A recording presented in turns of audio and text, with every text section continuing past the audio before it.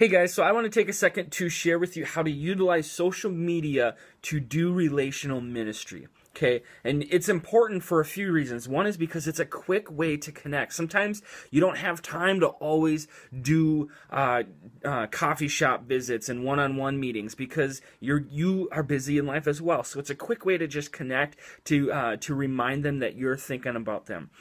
Second way is because students are already using it. Okay, in a way, you're kind of getting into their world when you meet them there because they've already got, as we'll look at in a minute, they're already using a lot of these different social medias.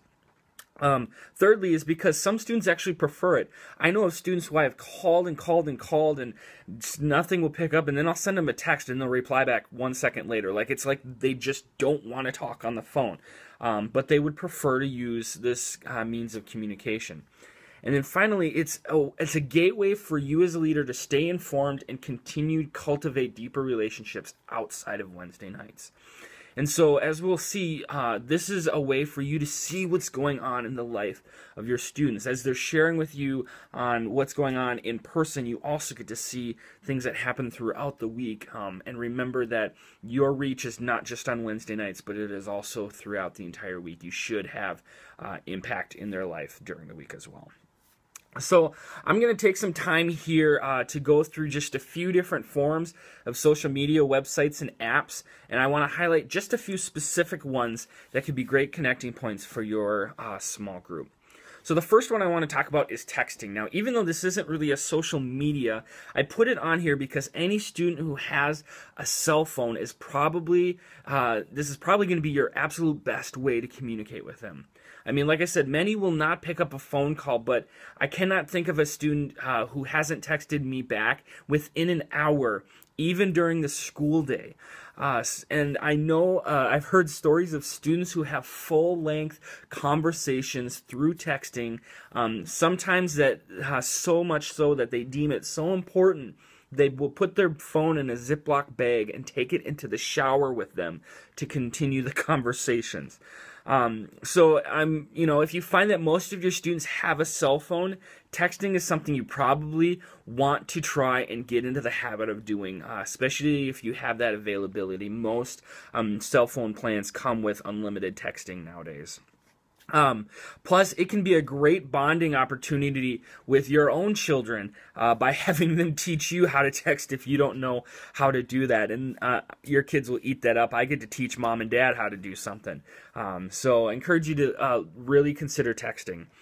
Next one is Facebook. So here are some interesting facts about Facebook. As of June 2014, Facebook had over 1.3 billion users, meaning that about 1 in 6 people on the earth have a Facebook account. That's a lot of people.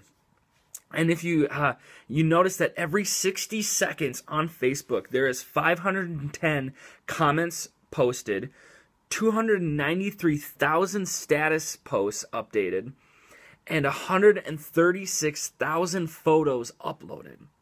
So Facebook is a pretty big deal, and especially for our youth. So I went through my own friends list of students that I've connected with on Facebook, and I know of at least 64 youth who have a Facebook account from our group. And so when you compare that to the 94 names I have in our roster of students who legally can have a Facebook account, that's at least 68% of our youth have an account. So what do you need to know about Facebook to utilize this for ministry? Well, first is the Facebook profile. So if you haven't already done so, you'll want to go and create a profile and then begin friending students. After they accept your friend request, you can see what they post, photos they upload, and in a way you really see what's going on in their life.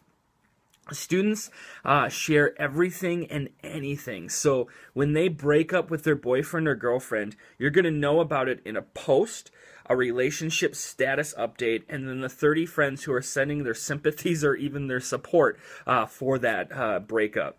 So you really see the life of what's going on in students.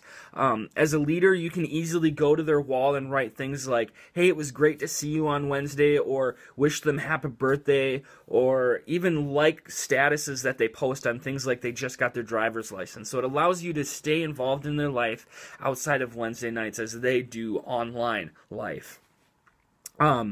Next thing with Facebook is the Facebook page. This is basically the Facebook for businesses and organization groups.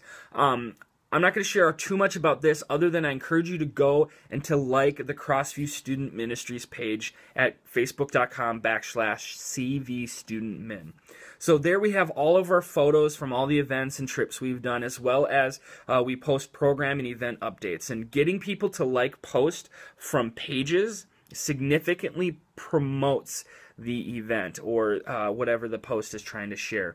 So, for example, the other day I posted a photo promoting an upcoming event on our Facebook page, and then I personally shared that photo onto my personal profile, which allowed all my Facebook friends to see that post on their homepage. And then one of my friends clicked like on that photo I shared from the page. Okay, follow me on this. And then, so now, not only all of my friends saw it, but all of that person's friends saw that they liked the photo that I shared that was posted on the Student Ministries page. So, and this was all promoting this one event. So according to the statistics, at the start of the program, after 24 hours of that photo being up, 346 people saw that post just because I shared it and one person liked it. Okay, so imagine if you get multiple people sharing and liking things from this page, how many people will actually see this post? So we encourage you to be sharing and liking important posts from our page to help promote student ministries and the updates that we share through that. One other thing I want to share about Facebook that would be a great tool for you to utilize is the Facebook Groups feature. Now, I know some leaders have already begun taking advantage of this feature on Facebook, but here you basically create a group and then you add people to the group. So as the admin, you can change the level of security for the group. So if you want it to be a place for students to openly share with each other, but keep it private, you can make the group locked.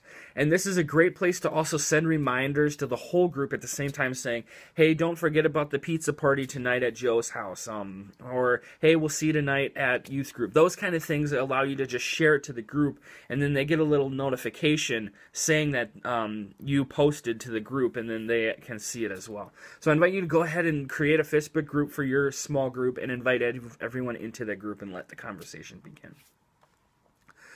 Next is on our list of social medias is Twitter. Okay, so like Facebook, Twitter gives you the opportunity to tweet statuses, but it has to be less than 140 characters, which Facebook is practically unlimited.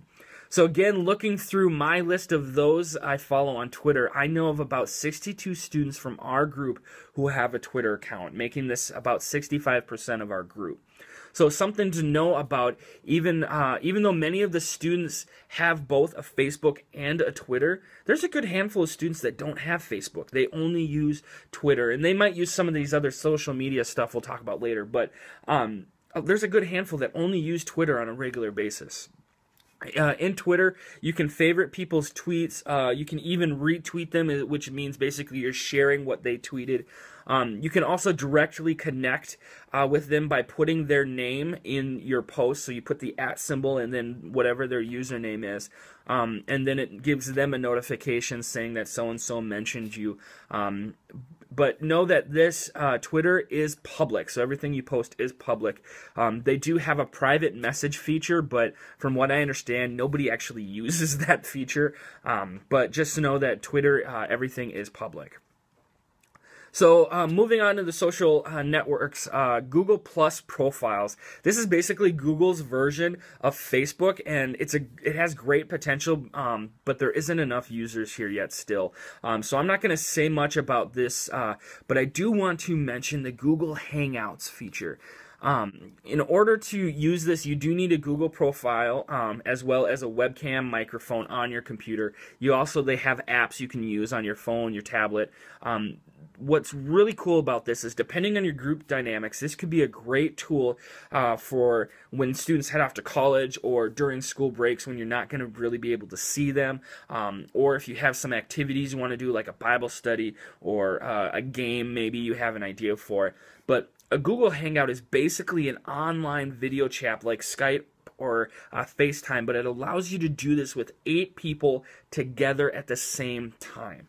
So imagine if you were to do Bible study together. You see everybody down at the bottom, and whoever's talking the most actually gets brought up into the mainstream. So you see kind of who's talking when and where, and it allows you to interact with 8 people at the exact same time.